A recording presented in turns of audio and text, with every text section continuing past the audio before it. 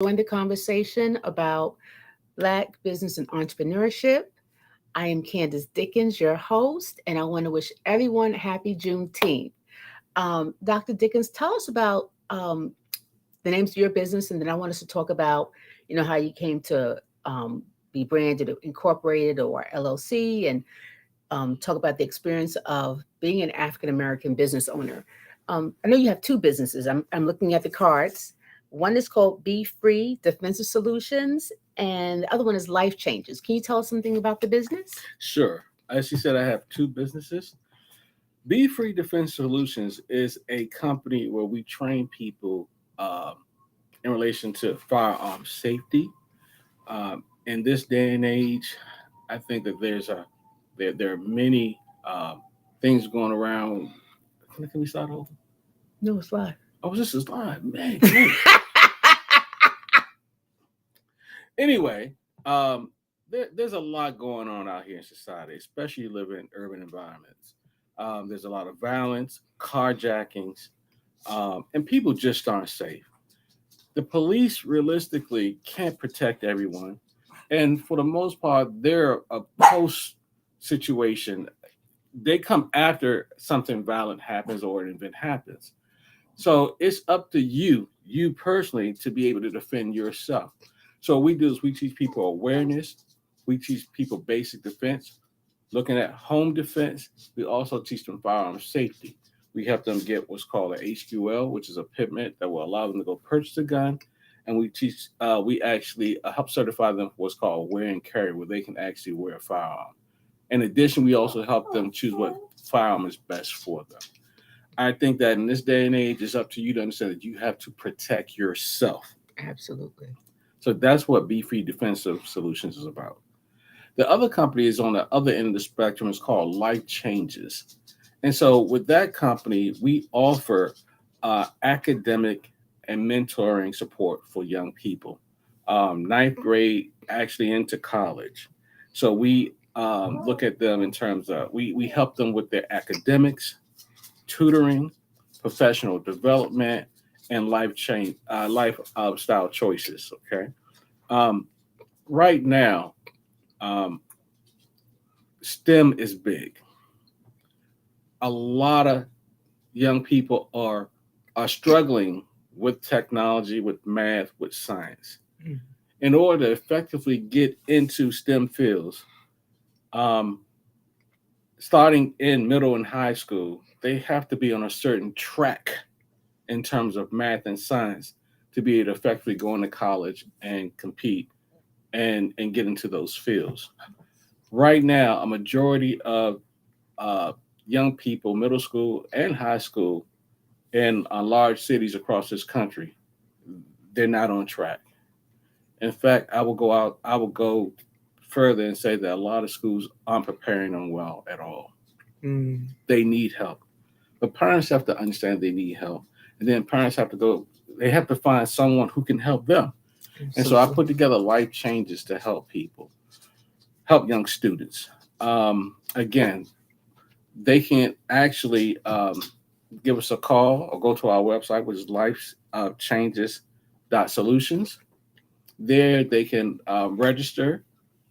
Someone will get back to them. We will actually give them an assessment to see where they really are and see what they really want to do. And from there, we'll put together a personalized plan for them to be successful. And this is starting in the ninth grade. Right now, we have a demonstration program. We're working with ninth graders here in Baltimore City. Also, right now, we're working with Bridge High School to college students, and we have a couple of college students. Wonderful. And the ultimate goal is really to build a pipeline where they go from middle school to graduate degrees. That's the ultimate goal, get their Wonderful. doctorates. So that program is off the ground, and we've been working on that program. We've been working on this business right here for approximately almost 4 years now. Oh, wonderful. So these are the two big ventures that I'm working in right now. Wonderful. And are you incorporated? Are you LLC? Are you sole proprietor? What is your status with the two businesses? Both are LLC. Realistically, what you want to do if you're going to start a business, I even have some notes, and I can step back and help people understand, first of all, why they should want to start a business. Right now, business isn't for everyone, but I think that most people should try to have some type of hustle or some type of business on the side. Of course, number one, to bring in extra income. Hmm. Number two, um, the write-offs. Realistically, that I don't know if people have ever heard that there are people who don't pay a lot in taxes. They don't pay a lot in taxes because they write everything off, and that's what Mm, a business will allow you to do. And number three, it can lead to potential freedom. absolutely. If your income in your side job or your hustle actually grow to be more than the income you make in your W-2 or going to a regular job, then you can actually switch over, and that can lead to potential freedom for you. Mm. So, Yeah, I like how that ties into Juneteenth, right? okay, It leads to a potential freedom to have more economic choices. correct. Yeah. And this I was watching Ice Cube who had talked about the reparations. And I think in California they've passed a reparations bill. And one of the things I remember Ice Cube saying when people were criticizing him, and he had said, I'm not a supporter of Trump. I'm a supporter of economic freedom, because when you have economic freedom and you have access to money, you can make choices. You can have the kind of freedom that everyone else has: freedom of where you live at, freedom to choose education, freedom to create a life that honors you. So that was important to you. Is it particularly important to you as an African American to have that kind of freedom? Oh, 100%. Because I think through economic development, that's the way to really free our community or to help our community.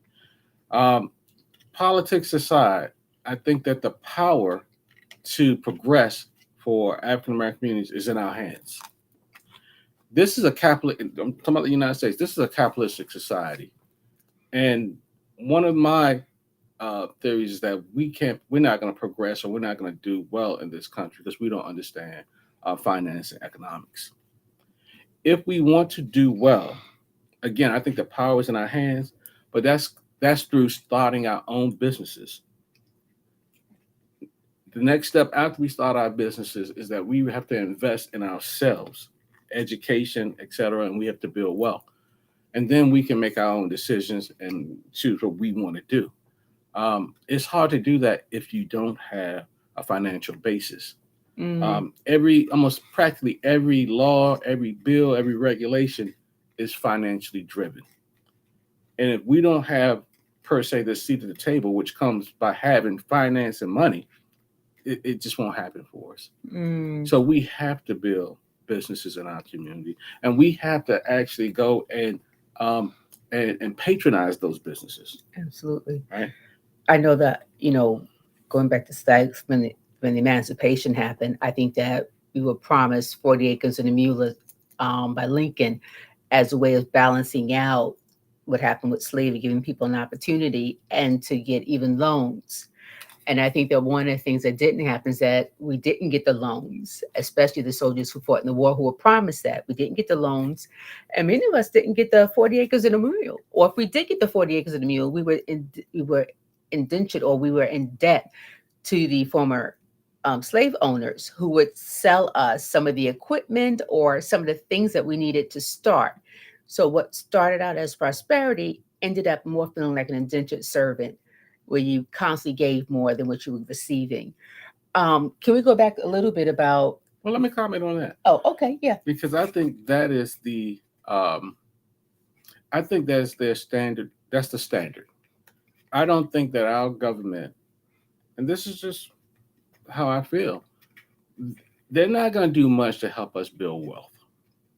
In fact, every time there's a wealth conversation, there's there are a million barriers that are put in place, regardless of whether it makes sense or not. It doesn't make a difference. I think there's this unwritten rule somewhere that they're not our political system.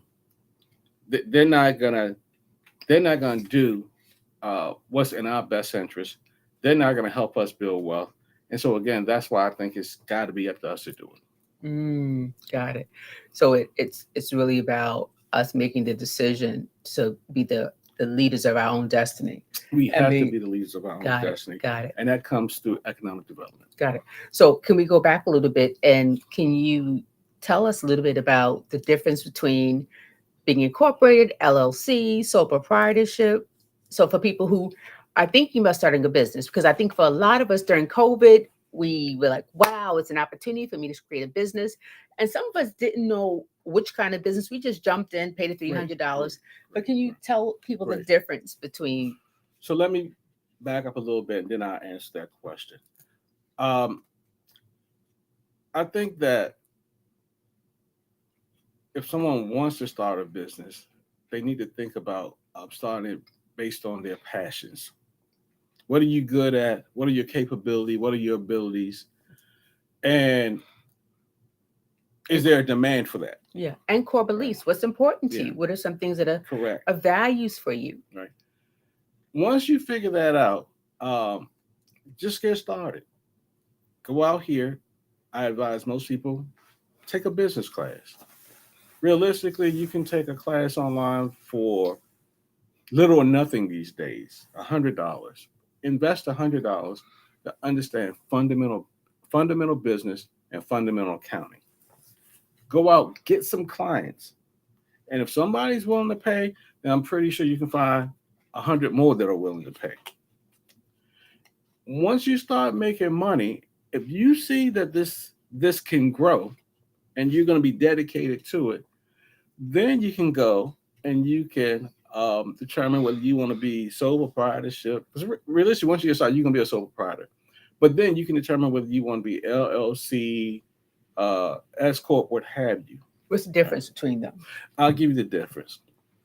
Um, the difference is in relation to how you pay taxes and what type of liability you expect to incur from your business. For example, a sole proprietor, pretty much that's a person that's out here providing a service. They're usually like a one man, one woman show, and they don't have a lot of liability associated with what they do.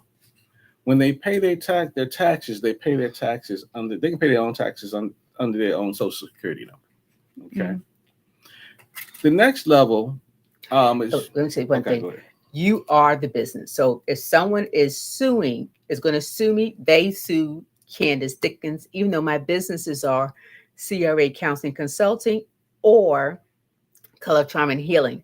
But because I'm a sole proprietor, there's nothing that protects me. They can come after me. And I do pay quarterly just like everyone else, but I am the business. And it's important, but that comes with understanding your liability. Yeah. There are certain businesses or services that you provide where there's very little liability. Yeah. But if, for example, if you're a sole proprietor and you're fixing somebody brakes on their car, and then that person go out here and their brakes give out and they crash something, then you have a liable business. And in that sense, you shouldn't just be a sole proprietor. Yeah. Yeah. So the next level up is called a limited liability, partnership, corporation, whatever. Um, a limited liability, it's like the best of both worlds, having a sole proprietorship and an S corp, which is what we'll talk about later, or corporation is what we'll talk about later.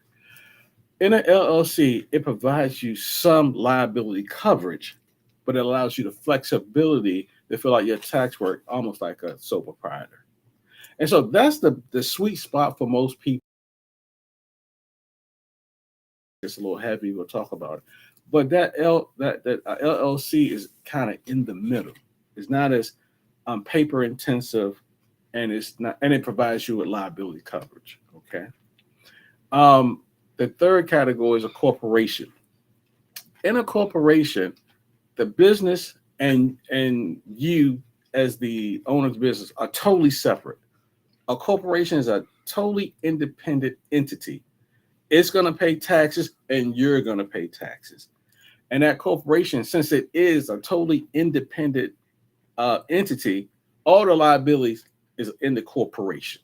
Okay. Right. So you're like an employee of the That's right. corporation. You become an employee of the corporation. That's exactly how you want to set it up. So those are the three basic um, corporation statuses or business statuses. It just depends on your liability, how you want to pay taxes, how much money you bring in as well, and where you stand. Okay. If you're a home-based business and you have very little liability, you can be a sole proprietor. or LLC. But regardless of which way you choose, even if you're a sole proprietor, I do advise that people keep their finances separate. Yeah. Yeah. Okay, you still have yourself when you draw basically in a sole proprietorship. You can draw payment from the company, but you still keep all the actual revenue for the company in one account, and you keep your account separate. Yeah. Yeah. Okay, And I think that's important because I think sometimes we intermingle, correct. and it's so important to keep them separate. That way, all the income comes into one account and all the deductions come out of one account. I know that when I started CRA Counseling Consulting Agency, I was incorporated. I didn't really understand it. All I knew was that it Hmm. sounded good. I was like, $300. It sounded good. And then when I did taxes, my accountant was explaining to me that I am the business. I'm the clinician. I'm the owner of it. And he had said, because it's just you, you can be a sole proprietor. And as a sole proprietor, I don't pay the yearly fee of $300 that you do with the others. But I still do quarterly taxes and all the other stuff. But I think that for me, it was helpful that I spoke to my husband. And I also went to the Small Business Administration where they Correct. offer free business coaching. Correct. And they even help with the, we call that plan, the proposal, business Business plan, plan. That's the right. business plan. That's So right. it helped me put things in perspective. Did you That's have right. a business plan as well for your businesses? I do business plans in general. I do business plans for other people. I do business strategy for other people. I get calls throughout the day for it. I think it's important to have a plan. Again, you want to get started, but when you see this thing becoming real, you're making money. You want to put a solid plan in place. That Yeah. solid plan is a guide. It's going to direct you in the direction you need to go. But what's also important about business plans, they will help you go out and actually bring in money when you need to bring in money, and it'll help you understand sometimes when you need to change your business and go in a different direction. Yeah.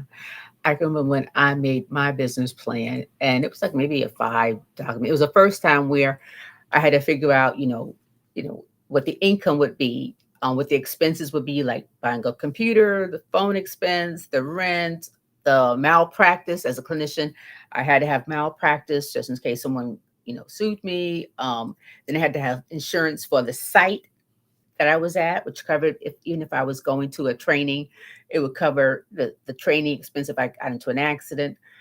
All those things were important, but it was in the plan. So it really allowed me to conceptualize. But I know a lot of business people say, no, I don't have a plan. And what they'll say is, what I would do is I would just write objectives or things that were important. So it felt more organic. That they felt like, I'll do this and then I'll do this, but I'll do this. And I don't know if my business is 19 years old, 19 to 20 years old. And I don't think I've read my business plan. Do you often read your business plan? I think people should go back every year and revisit their business plans. But it depends on what the service is. But I think that by going back and revisiting your business plan, it can help refocus you. Just because you're in business and you're doing business doesn't mean that you're making the most money you could make, or you're not leveraging the way you should leverage, or you're growing the way you should grow. Because realistically, I don't think when I come across a lot of sole proprietorships, they're not growing, Yeah, and they're making a little money, but they're not making the most money they can make in relation to the effort that they're putting in, and they're missing.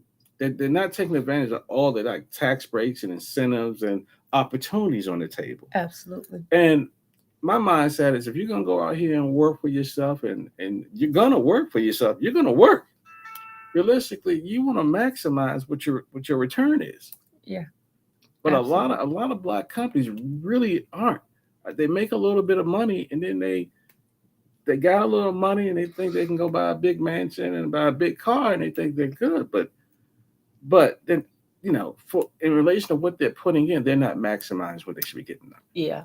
But that brings us to another discussion. Do you know your numbers? That's right. Like, Know your know your numbers. numbers. So for me, I've had the business plan and I'm just guessing at some numbers because this was my first time being in business. And even though I've been like directors or therapists at other businesses, right? And I've gone to a family where I've seen other people work and be, directors and things. I never had an idea of, how much I needed to live. I would write down what I think the expenses were, But it never occurred to me to know my numbers. And knowing your numbers means look at the expenses in the business, but in your personal life, right? Even with your family, what's the number that's your total debt, and how much do you need to make? How much do you need to charge to cover that debt and have savings? Because that will drive the business. What should I charge drives the business based on what my debt is, also what savings is, and what my emergency fund looks like. So knowing your numbers is important. And I think for a lot of us, and this goes back to slavery, sometimes we don't know our value, right? We don't know our value because people haven't taught us our value, and we haven't had the experience of asking for what we want.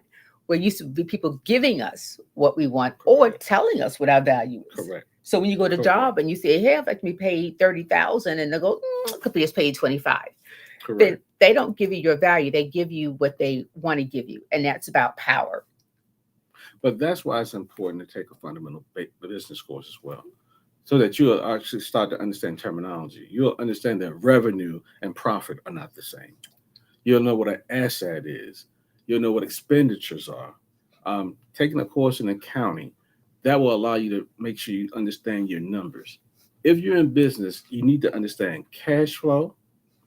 Mm-hmm. You need to understand um, um, how to do annual taxes, and you need to know asset and liabilities.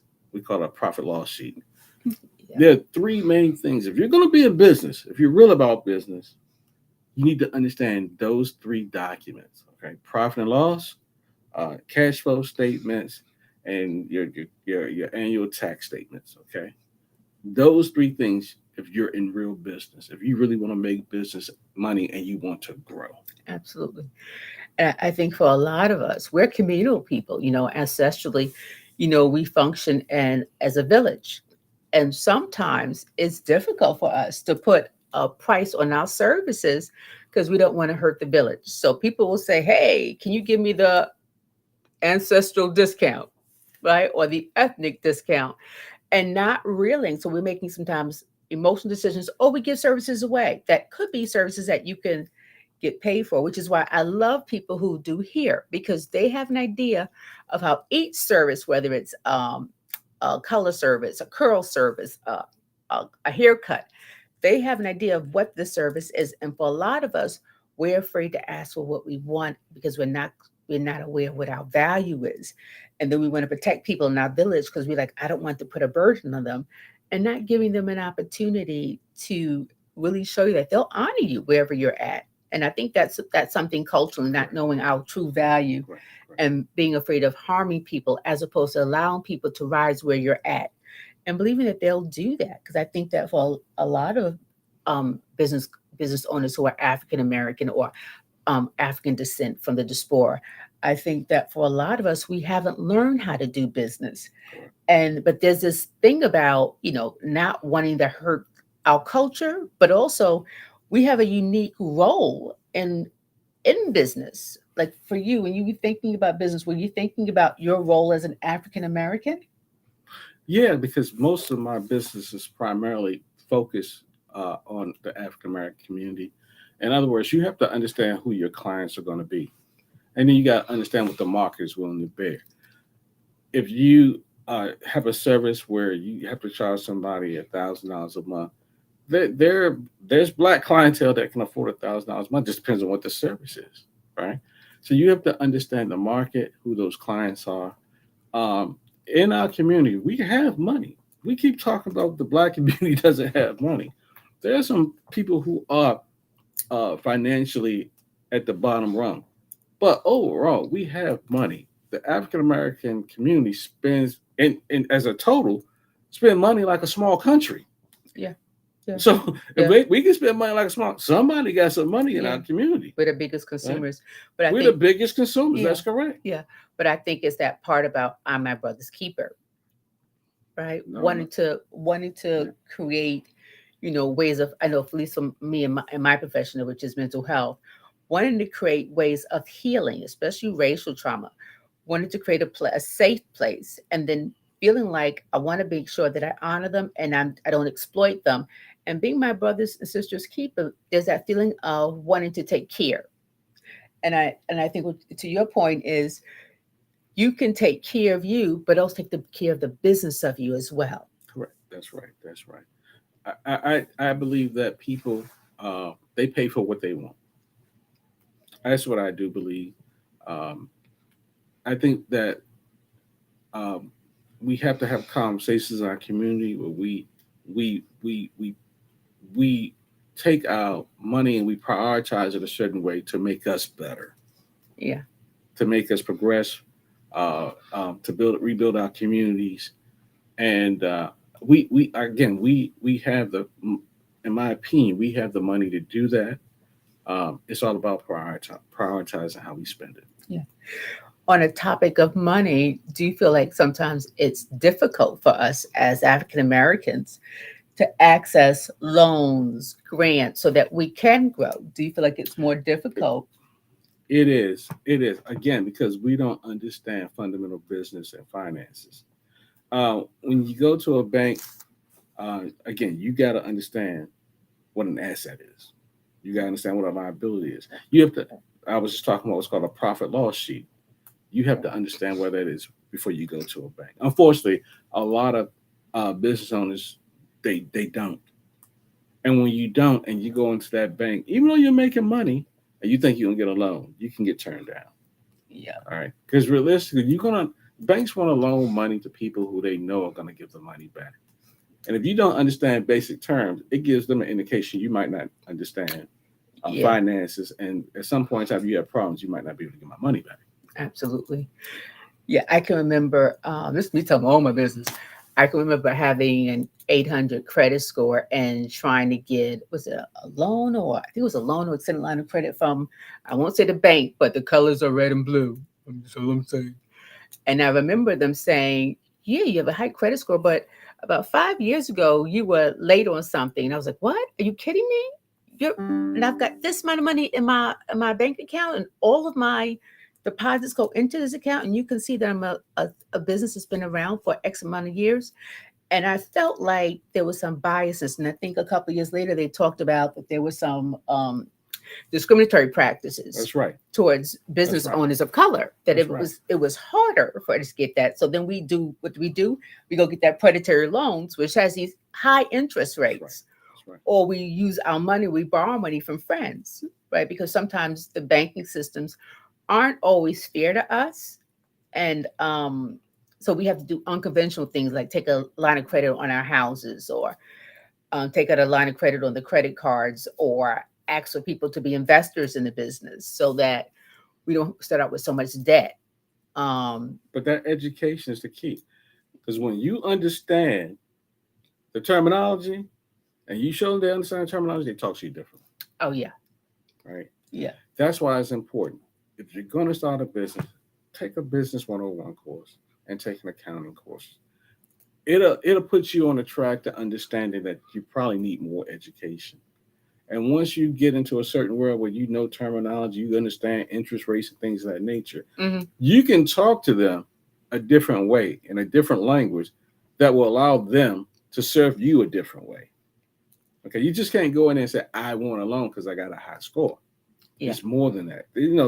They have they have these little boxes they try to check off. yeah, Okay, and the more they can check off, the more they'll probably be willing to work with you. So that's why if you're gonna start a business, educating yourself is extremely important. In fact, if you're gonna start a business, dedicate yourself to a certain amount of education per year. yeah. Take the time to do it. Can you talk a little bit about investors? Because I know that there are a lot of people who are interested in real estate. Because if you're like me, That's right. we watched all those flip shows where people flipped and they got 400,000, and it's like, whoo. And I think that was a big thing late, early 2000s, all these flip shows. But it was unclear for me how they got the money. I think some of them, like they went to the bank, but it was unclear. Can you talk about? Oh, definitely. Real estate's my thing. Yeah, no. Well, I got started out a long time ago when I started in real estate. I didn't know what I was doing, but I learned the hard way by knocking on doors and making money and losing money. Um, In terms of real estate, I think real estate is really one of the best investment strategies there is. I think real estate is king. All right. Um, Real estate is, I'll give you a great example. Our past president, 45, is it 45? Yeah. Real estate. I don't think the guy's an extremely bright guy. I think there's some low emotional intelligence there. But he is wealthy because of real estate. Not all those other ventures that fail, but in real estate, that guy's wealthy. Real estate is an avenue where you can actually build net worth extremely fast. You can get cash flow. You can have great assets. Um, and the tax breaks in real estate are just phenomenal. That's why almost everybody that's wealthy own a lot of real estate. Okay. A guy like Donald Trump, 45, um, I looked at some of his tax records, and I can tell you he paid very little in taxes to no taxes Mm-hmm. because of real estate. What he did in his tax situation wasn't necessary. The way he used tax code, he used them properly because the code allows you to actually pay very little taxes when you got real estate. Right. That's the secret. Mm-hmm. Okay. To get loans in real estate, all you have to do is get control of the asset. The house itself is an asset and has a value. If you control that value, that asset, that gives you leverage to go out and get money. For example, if you can get control of an actual house that's worth $150,000, well, if you got control of it and you understand the asset and the value, then you want to get somebody to give you $50,000. $50,000 is less than 150. So they see Absolutely. no problem with giving you $50,000. If you fail to do what you're going to do, guess what? I get control of that asset, and it's worth $150,000. Absolutely. So that's why people are willing to give you money all day on real estate. You just got to understand the numbers. He said the numbers. You got to understand the numbers. Right. So when you say people, you're talking about banks and investors, like Banks and investors, but of course the criteria to get the money is different. If you go to a bank again, they're looking for a certain credit score, they're looking for a certain history, they're looking to see if you understand certain things. If you can't go to a bank, there are many people out here who make money by loaning you money because they understand the value of real estate. absolutely. If I'm a guy, let's say I'm a millionaire, and you come to me with a deal and you need $50,000 and the property is worth $150,000, and at the end of the deal, you give me my $50,000 back plus $25,000 on top of it. It's a no brainer. Yeah. Yeah. It's a no Absolutely. brainer for them, right? They just have to assess the risk to see if you're going to do what you say you're going to do. But if you're not, I get control of the asset, Hmm. right? So real estate is an area where I think it's very easy to get money, depending on if you want to take on certain risks. In our community, there are a lot of people that just don't understand real estate or investing. I, Back in the day, I used to try to get community people from the community and family involved, and it just wouldn't work because they just had no clue or no understanding, Yeah. right? But that goes also back to what's happened to us as a generation, right? Taking risk hasn't not always been safe. Correct. We are risk So, adverse. Correct. right, because I we are agree. right, especially if we don't have models of it, That's right. I agree. right? Or if we do have models, it's like, oh, that's dumb. That's not going to happen to me because the way we've grown up is being safe. Like everyone didn't leave those plantations when they were That's correct. emancipated because they said, they ain't here is safe. I know the people, I know the land, I know that sometimes we've been groomed to be safe, get the and to That's get correct. the yeah, That's and, correct. and to get the retirement. So to take a risk means, wow, I've really got to risk seeing if I'm enough and if this business is enough. So it goes back to value and it goes back to seeing I and agree. resiliency. I agree with that 1,000%. We are, in my opinion, overall, we are risk averse people. Yeah, yeah, because safety is important to us, right? But I do want to add this. It's a new day. Oh, it's a new day. At one point in time, it was hard to get access to information to reduce risk. But with the exposure to the internet, It's a new day. It's a new day. If you want to understand something, you can just go to YouTube and you'll find 1,000, not even 10,000 Absolutely. channels on how to do X, Y, and Z and reduce risk. We in our communities, I know young people, especially I talk to a lot of young people. I love long. They just want to use the internet for video games Yeah. and But TikTok. but you know But what? But they really expanded it, and a lot of them have, and it could be because of the fact that this is the technology age, the millennials and Generation Z's and Y's. They've grown up having different experiences, so they're not as risk adverse. They're more opportunity that is averse, true. right? So when But COVID happened, so internet business, yeah, yes. they realized, oh, I can be an influencer, right? They're thinking about what's possible, right? And not being as fearful. And that could be because the world opened up. You know, there are certain things that in their lifetime they have not experienced that people who are Generation X or boomers have experienced. And they get the message of you can really be whatever you want to be. And they're realizing they have the choice. Man, the internet is the game changer. It is the game I changer. think that it's so easy to start a business and sell products. When I started, you had to do brick and mortar, Yeah. and your largest expenses outside of employees was lease. Yeah.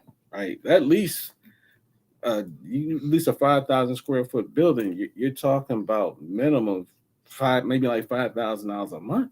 Yeah. Right, but with Absolutely. the explosion of the internet, you can reach 1 million people um, effortlessly. Yeah. You don't need have the overhead. The overhead can be dramatically reduced. You don't have to pay for brick and mortar or lease or mortgage or rent or something like that Yeah. associated with a business. And then you can actually use business employees around the world. You don't even have to actually use an employee down the street Like no more. Fiverr, right? Right? Right. You can outsource a lot of heavy lifting for little or nothing, Yeah. and you got access to you can actually do something called drop shipping, where you get and you partner with the actual manufacturer and they will send the product directly to your customer. Yeah, absolutely. It is the game changer. Yeah, it's a different thing. Or you can use Fiverr and I make my videos there and some advertisements. It's a different experience because I know when I started, and I'm curious what you did with marketing. I remember I'm a clinician, so what I would do is I would, get the little Hershey bars, and then I would take the wrapping off, and then put my own wrapping on, and my husband and my kids would help me glue it, and then I would send it to like hospitals and clinics, places I used to work, or places that might be of interest, and then try to follow up by coming in. Now clinicians are like, I don't do that. I send them a quick email, or I send them to my website, or I'm doing That's different right. things because the world has changed. So it doesn't have to be that guerrilla marketing. It could be something very different. And I remember, everyone had to have an office as a clinician. And then COVID came in, and clinicians realized that, wow, they could work from home. So they could give up one of their biggest expenses, which is the office. So it's a different experience. Was your marketing different or But when I started in real estate, I had to go door to door. I did not. I would actually make a grid on a map, and every weekend I would complete a part of that grid, knocking on almost every door on that street or block or that little area. wow, very different? Oh man, I used to actually put feet to the ground and knock on doors every weekend. Yeah, very different. And even like I have friends who have group homes or who have PRP programs was like, I don't have to buy the building. Back in the day, you have to buy the building. Like, no, I could rent it. That way, I can always change my opinion of things. So it's very different experiences. As an African American, what challenges have you experienced that other people haven't? What are some unique challenges? And I'm just going to step to the side for 1 second just to fix our power issue. The biggest challenge, for the most part, is for me was doing business with people that look like me. Um, Not most of the time in my ventures, I would have to educate them before I could get them to invest or educate them. Sometimes even before they would become clients. Um, when we talk about um, certain businesses and looking at new ventures and things like that, again, we talked about people in our community being risk averse. they don't understand it. And so my biggest challenge has been um, um, finding people that look like me to work with in certain ventures. Because realistically, I did real estate, I've done technology, and education. Um, it I, if you want to work with our community, you have to understand that, and sometimes it's just it's extra work. Yeah. It's just extra work. When I go to other communities, I tend to have less issues with the education, and people, in my experience, they're willing to readily learn about investing or putting up money, or as long as they understand that it can make them money, they're willing to sit down and listen. That hasn't been my experience in our community. I've had to beat people over the head to listen, and so that's been a big challenge for Yeah. me. I think a big challenge for me is that since, I'm always evolving and always growing, is not knowing what I should charge. And people are funny about talking about money. It's almost like a big secret. It's like taboo, as if they're afraid that if they tell you, then something bad will happen, or you'll compete with them, or something. Um, so that's been a challenge, but also been a challenge that, and this is where systemic racism comes in, where people may not think that I'm enough, not qualified enough. So there'll be questions like, where'd you go to school at? What's your GPA? Having to feel like you've got to prove yourself or do twice Yeah, as much of the correct. work, right? Or, Twice the work. yeah, or not getting invited to certain conferences and watching other people get invited who have the same credentials. Because there's that ceiling, there's that wall. Or if I'm invited, I get stuck into one topic: racism, racial trauma, and not realizing that, I'm certified in five things, that I can talk about more than one thing. But also getting, I guess, the recent challenge to me is getting people to buy into the fact that, like, I have a provider directory called coloroftraumaandhealing.com, and I created it so that people of color, brown, indigenous people of color, can have a place where you can find clinicians who look just like you. But the challenge is getting other people of color to buy in, even clinicians to buy in, that you can be a yogi therapist, a massage therapist, you're a healer, and you can be in one place. And I think that they are so often used to being in a place that's more mainstream, that it's hard for them to think about, wow, just going on this one site as a provider and connecting with other providers who look like us. There's a feeling that it's not going to be enough, or getting people in our community to say, hey, try us out. Because sometimes people think providers, whether they're nurses or medical doctors, dentists, they have this biases about us as providers as if we're not enough compared to our white counterparts, as if they're something better, or our Asian, Pacific Island Asian counterparts, where they prefer to have someone, they like having someone who looks like them, but oftentimes they want someone because there's this narrative that they're better trained or better something. And I think that's been a challenge of how to get people to realize that us coming together could be a really good thing, and us networking together could be a really good thing. And it's not about discriminating; it's about having an affinity space and letting those affinity spaces be okay. And that's right. Yeah, like a Tyler Perry did by BET, letting you know that Black power is not a dangerous thing; it's a very inclusive thing, because it honors everyone, and we need that because there aren't enough affinity spaces that look like us. Correct. And I think in those spaces, one thing that has to be talked about is controlling the narrative. Right. I think that we don't control our own narrative enough. That's why you get this pushback, right? Because you got somebody else controlling the narrative. They're making a statement, or they're projecting what what our businesses look like, or what they're doing, or they're we don't control our own narrative. And I think that's a major barrier to some of us progressing in our businesses. Uh, Realistically, for example, especially when it comes to the mental health, uh, for our communities, who can do mental health better? Who can provide better mental health for our communities than our clinicians, right? So, in those spaces, they are needed, and in those spaces, we have to have some type of strategy or agenda towards controlling our narrative for progression. I Mm-hmm. agree with that a Yeah. 1,000%. And the narrative is about value. About that, It's, correct. it's about value. And I think last January I came home. I was on a panel about starting a private practice. And I remember saying to my husband, it changed me because I was the only African American on the panel. And the two other people were in private practice as well, but they were for fee, meaning they didn't take insurance, and I took everything. And I remember saying, I can get paid as little as $30, as high as $80, and I have all these certificates and I have all these trainings because sometimes we overtrain to prove to people I'm enough, right? To prove to people that no, I've got all these skills. So pick me, pick me, pick me, right? It's we're looking for validation sometimes. And for I think that happens not just in mental health, but I'm assuming that happens other places where we've got to do twice the work to prove that we're enough. We've got to do the extra and Okay. always be available and work overtime. And Correct. even if you got kids, you got to put the work first. And because it's that narrative, Correct. right? So there's that proving ground that happens.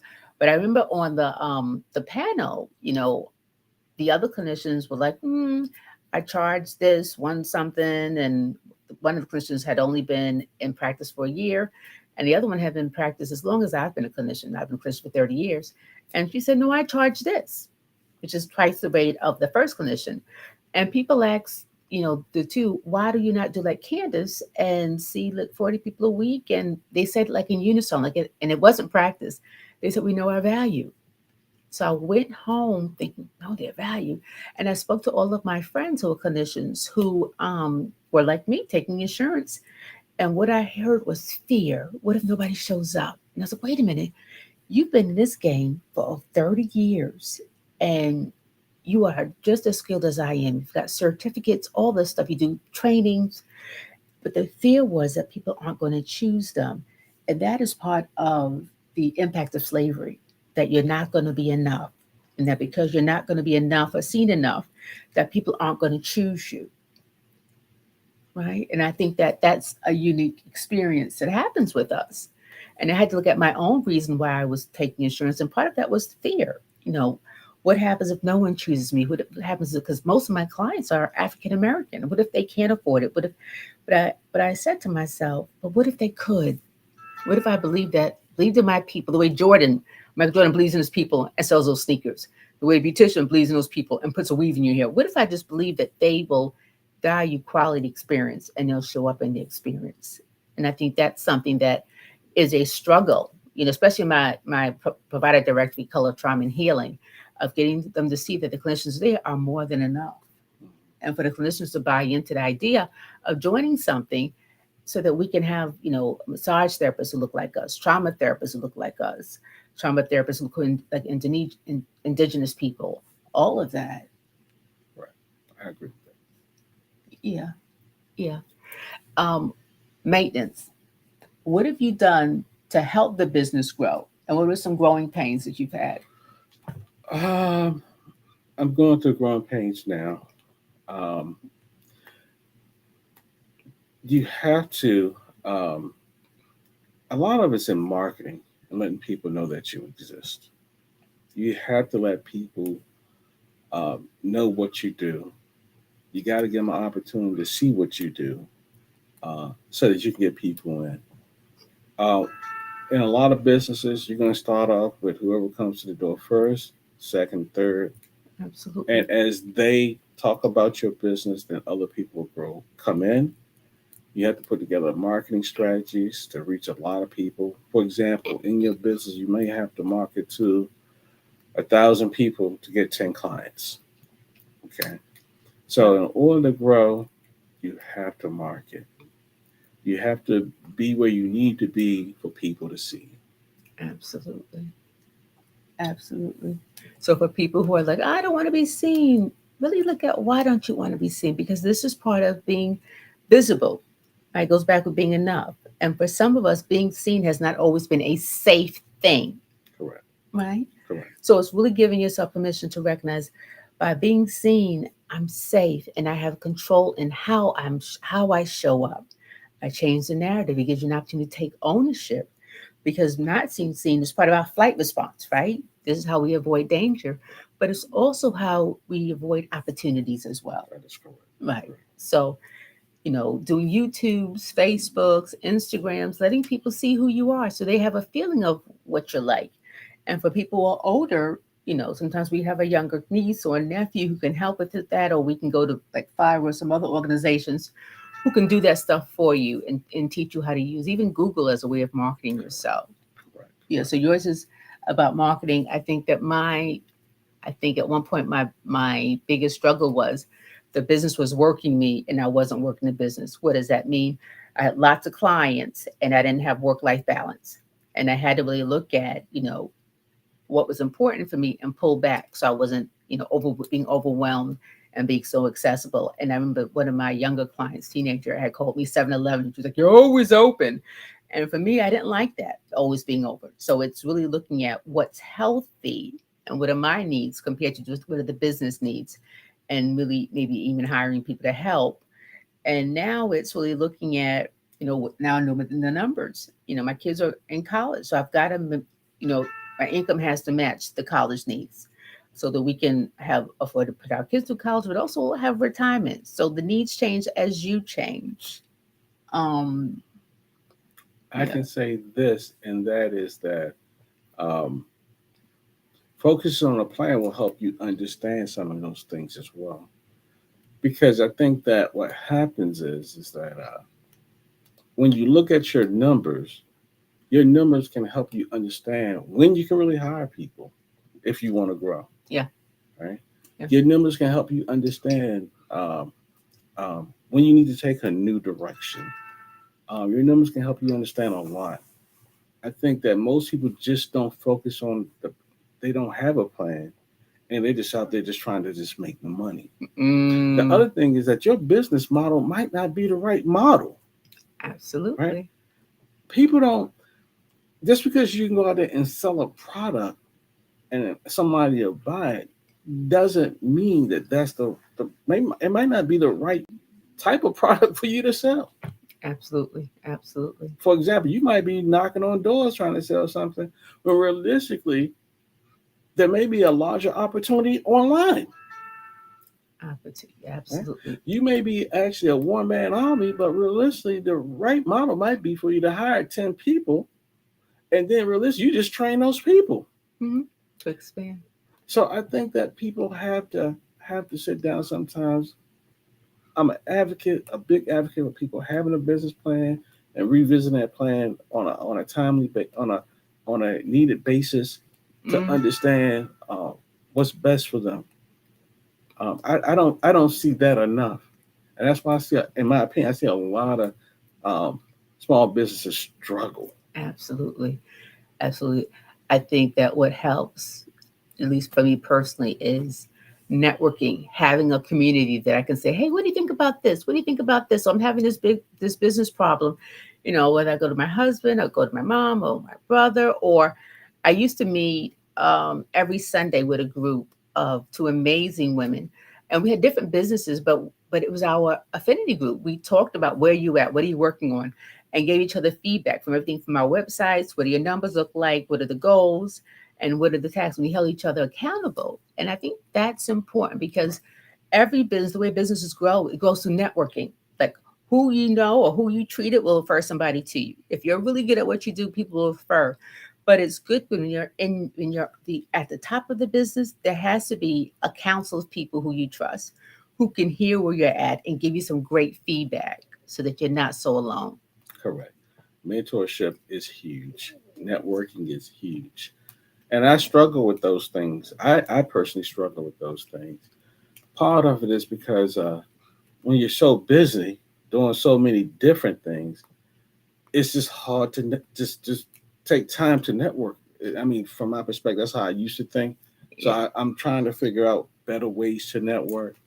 Um, but in terms of mentorship, it's for years it's been hard for me to find proper mentors. Well, I think part of it is that I'm looking for mentors that look like me. I think that's part of the issue. Yeah. Um, but having a mentor that can help guide you through some of the pitfalls can be tremendous. It can be almost invaluable in certain Absolutely. situations. Um, right now, I do partly mentor some young men who are in real estate. I mentor young people who are trying to get started in business. I got a couple of guys who call me about real estate, so so that they don't have to um, hit brick walls I've already hit some of Yeah, them, right? absolutely. And that can save them time and money and progression. Yeah. So I'm always interested in helping people that way. How could they reach you? For those who want mentorship, how could they reach you? The best way I can give out work. The best thing to do is just text me. I'll give out phone numbers 443-469-9232. 443-469-9232. You just gotta text me.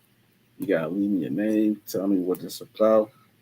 And if I got time, I try to answer texts. I get swamped sometimes, but that's the best way to reach me.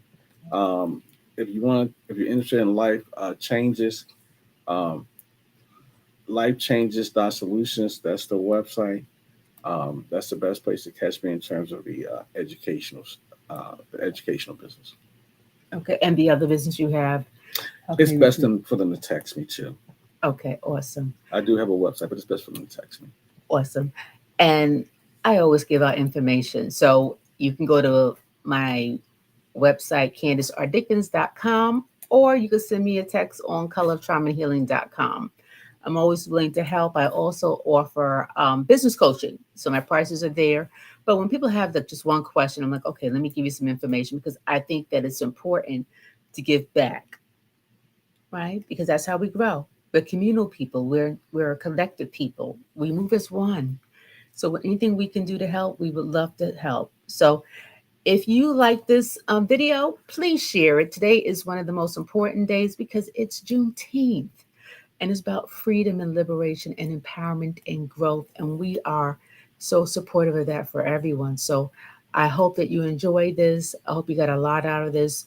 Um, it will be aired again at my website was a YouTube channel is Dope Black Therapist. So if you didn't see it or you want a friend to see it, go to dopebblacktherapist.com and you'll be able to see that and my other videos. Have an amazing day, everyone. Take care.